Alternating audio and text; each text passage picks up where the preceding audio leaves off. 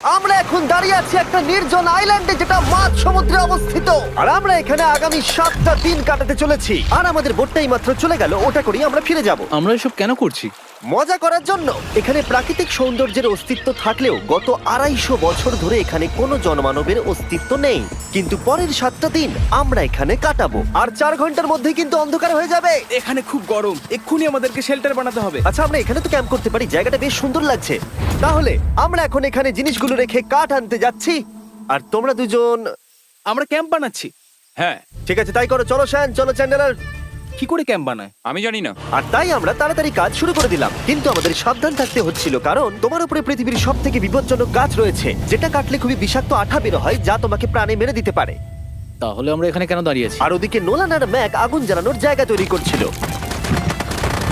দেখো কত সুন্দর আগুন তৈরি করেছি আমরা। এখানে তো আগুন জ্বলছে না। না মানে এটাতে ভালো আগুন চালানো যাবে। আর সেন আমাদের